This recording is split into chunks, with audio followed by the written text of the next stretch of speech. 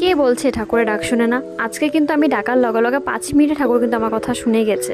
তো চলো ভিডিওটা ফুল দেখো, তাহলে বুঝতে পারবা। তো আমি দেখো এখন সকাল সকাল সাজুগাজু করে বের হয়ে গেছি মন্দির যাওয়ার জন্য। আর কোন মন্দিরে যাচ্ছি সবটাই কিন্তু ডিটেলসে বলবো।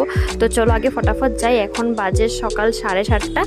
তো এখন ফটাফট করে বের হয়ে গেছি। তো চলো এখন ফটাফট মন্দিরে যাই আগে। সো গাইস, আমি এসেছি এখন ভীমাশঙ্করে। আর এসে কিন্তু এখানে সব ফুল টুল নিয়ে নিলাম। আর এখন যাচ্ছি হেঁটে। আর এই দোকানটাতে কিন্তু সব আমাদের স্যান্ডেল ট্যান্ডেল ধুয়ে দিয়েছি।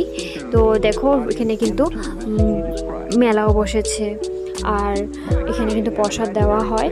তো এখন খালি আছে। তো সকাল 8টা বাজে এখন। তো 8টার দিকে দেখো অনেক মানুষ কিন্তু এখানে। আর রোদও কিন্তু উঠেই গেছে, গরম আজকে অনেক। তো ফার্স্টে উঠতেই কিন্তু এখানে গণেশ মন্দির আছে। তো গণেশ মন্দিরটা ক্রস করে আরও অনেক দূর যেতে হয়, তারপরে কিন্তু মানে মেন শিব বাবার মন্দিরটা। তো দেখো গণেশ মন্দিরটা ছাড়িয়েই কিন্তু এখানে লাইন, মানে আমি কোনোদিনও ভাবতেই পারিনি এখান থেকে যে লাইন হবে।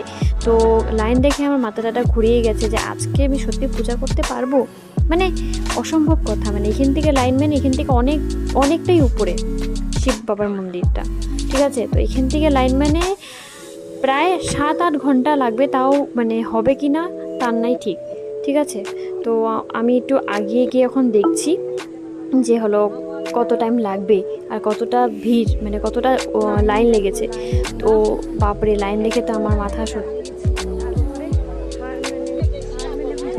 এতটা লাইনে পসিবলই না যে 3-4 ঘন্টা দাঁড়িয়ে পূজা করা। তো 7-8 ঘন্টা তো লাগবেই, তারও বেশি লাগে নাকি তার নাই ঠিক। তো আমরা লাইন ছেড়ে এখন যাচ্ছি নিচে, দেখি যাওয়ার কোনো রাস্তা যায় নাকি। তো ভাবলাম যে এখানে পূজা করি, কেন কি ভীমাশঙ্কর মানে মেন মূর্তিটা একটু আগে। এখানে তো অনেক মানে লাইন লেগেছে, তো লাইনে তো ঢুকতে দিবে না। তো এরকমই আমরা ভাবছিলাম, বাট মানে বলে না যে একটা জাদু হয়ে গেছে আমাদের সাথে। তো মন্দিরের ভিতরটা দেখতেই পারছো, এখানেও কিন্তু অনেক লাইন। তো গাইস, অনেক টাইম দাঁড়ানোর পরে অনেকগুলো আঙ্কেল মানে এখানে দাঁড়িয়ে আছিল। তারপর অনেকক্ষণ আমরা দেখলাম ওই আঙ্কেলগুলোকে। তো একটু কথা বললাম যে একটু প্লিজ লাইনের ভিতরে ঢুকতে দেবে নাকি, একটু পূজা করার অনেক ইচ্ছা আছে, বাট এত লাইনে আমরা পারছি না। তো এত ভালো মানুষটা, এতই ভালো যে আমাদেরকে মানে 3 জনকে মানে ঢুকিয়ে দিল লাইনে। আর আমরা মানে 10 মিনিটের মধ্যে বাবার দর্শন করে নিলাম। তো গাইস, এটা কি জাদু না বলো তো তোমরা?